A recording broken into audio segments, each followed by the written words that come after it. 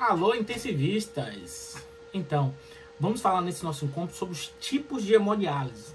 Nós vamos entrar em alguns tipos que não se utilizam mais, mas eu vou citar para vocês porque a literatura traz e é importante justamente a gente saber que existe outros tipos justamente do que a intermitente e a clássica, que são as mais comuns. Então, quais são esses outros tipos aqui de hemodiálise que vocês vão ver na literatura e no material em PDF aí que será disponibilizado? A hemofiltração arteriovenosa contínua, né? É um tipo aí que vocês vão encontrar na literatura. E nesse caso aqui, o sangue ele circula através de um filtro de pequeno volume e baixa resistência, e graças à pressão arterial do próprio paciente, e não utilizando aí bomba sanguínea empregada na hemodiálise natural, né? Na clássica e na intermitente.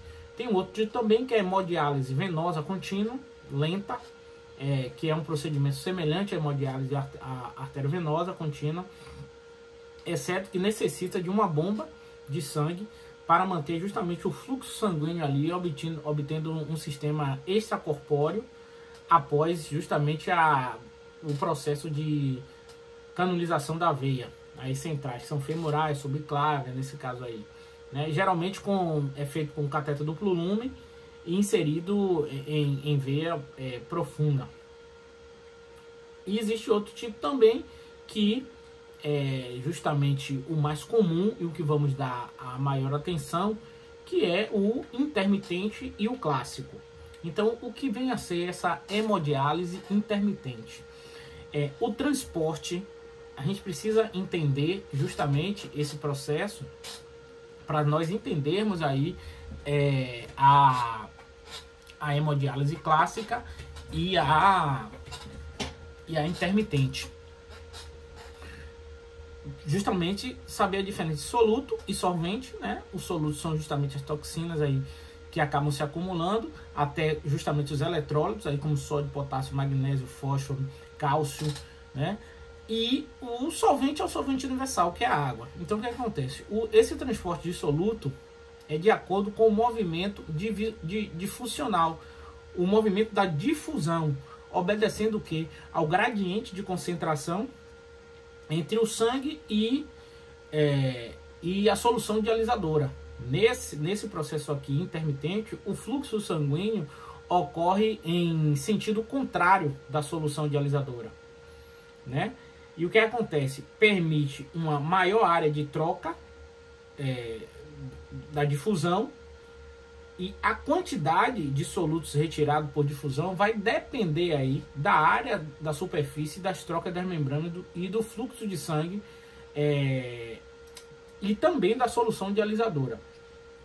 Quando vai ser indicado essa hemodiálise intermitente?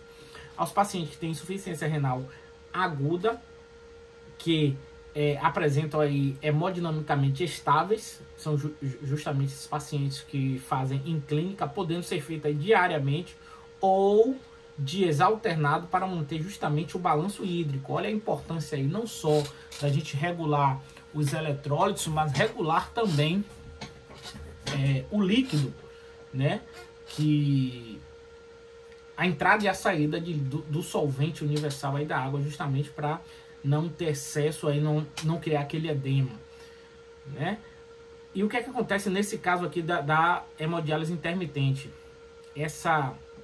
Há uma necessidade de retirar de grande volume de curto espaço de tempo. Geralmente os pacientes ficam 4 horas e acabam causando aí episódios, né, de hipotensão arterial.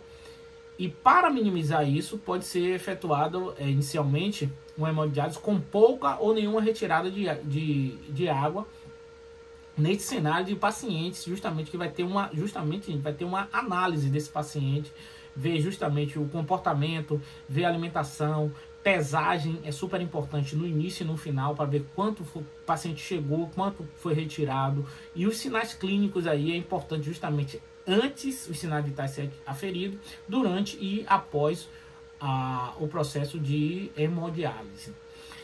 E o segundo tipo é a clássica, né? A hemodiálise clássica, ela ocorre uma depuração do sangue por meio de sua passagem por um dialisador em uma circulação extracorpórea. Lembrem que a gente falou sobre isso. Vai basear o que? Na difusão também. Agora vai ser bidirecional de solutos através dessa membrana semipermeável, né? São utilizados aí os mais de 120 litros de soluções dialisantes, que fará essas trocas do sangue através da membrana semipermeável. Nessa hemodiálise clássica, ela pode ser utilizada ou não a heparina, isso vai depender do seu protocolo, né? Mas a heparina vai justamente, a heparinização do sangue vai ajudar justamente para o sangue fluir e evitar coagulação, né? Essa hemodiálise é feita principalmente em pacientes com insuficiência renal crônica, e sua frequência também é de 2 a 3 vezes na semana, de 3 a 4 horas. Na hemodiálise clássica, são utilizados tanto máquinas antigas como também essas máquinas computadorizadas aí, já que fazem aí o processo de osmose reversa. E quais são as contraindicações da hemodiálise clássica? Pacientes que têm hipotensão, como eu falei, e sangramento ativo, né, de alguma origem gástrica. Então, assim, é importante justamente saber disso. Se o paciente ele já vem cursando aí com hipotensão, então vai ser contraindicado a clássica e vai fazer justamente a intermitente. Esse tratamento da clássica leva de 3 a 5 horas em média, né? Ela vai reduzir justamente a concentração sérica de ureia e de todos os catabólicos, creatininas e dos eletrólitos aí, sobretudo a função renal, corrigindo temporariamente essa acidose metabólica e a hiperpotassemia, né? Tanto aí que é algo super importante, tanto as causas da hiperpotassemia como da hipopotassemia. Tanto a elevação do potássio como a diminuição pode ter repercussões hemodinâmicas importantes dos pacientes aí, que é justamente uma das causas, né, da PCE aí, que é a hiper ou a hipopotassemia. E a gente consegue ver justamente isso no monitor multiparamétrico ali, alteração de onda P, onda P apiculada. Isso quer dar um sinal aí de hiperpotassemia importante. Quais são as complicações aí da hemodiálise clássica? Infecções, né, bacterianas, líquidos de diálise hiperaquecidos, pode ser uma complicação cardiovascular que eu disse, é justamente a hipotensão. Arritmias cardíacas, pode acontecer. Outra é hemorragia, gastrointestinal, inclusive hemorragia intracraniana, retroperitoneal e muitas das vezes ocular também pode acontecer. Complicações metabólicas, como eu falei, natremia, o cálcio também pode subir e ter repercussões hemodinâmicas.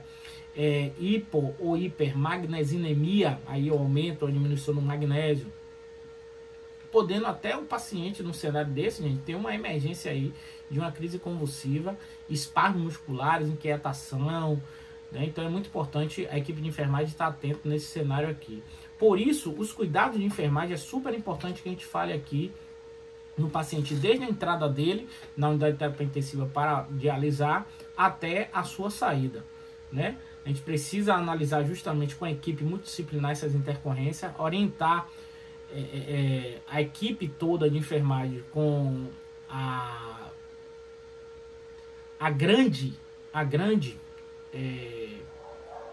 o grande feito que é essa hemodiálise e a grande responsabilidade diante desse paciente.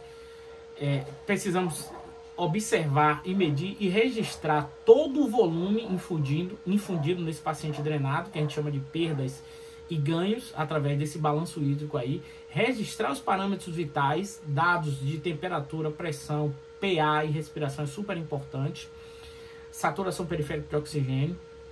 O estado geral do paciente, glicemia capilar, porque por muitas vezes também o paciente tem aquela lipotímia, hipotensão e aquele mal-estar, e a gente liga direto com hipotensão, mas o paciente também pode estar com uma hipoglicemia, pode estar evoluindo ali. Administrar infusões, né? Lavar ali a fístula ou o acesso que o paciente esteja, ou o shunte, de acordo com a orientação e a prescrição médica. Trocar aí os hemofiltros quando houver obstrução.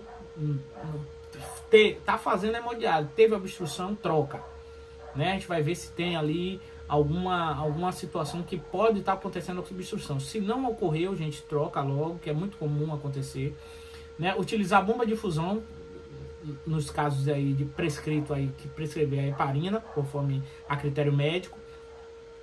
Observar os locais de acesso vasculares, as conexões, ver sinais flogísticos, realizar diariamente o curativo no local da fístula, se houver fístula, administrar líquidos e dietas adequadamente aos pacientes, se tiver na unidade de terapia intensiva ou se você tiver numa clínica também, né?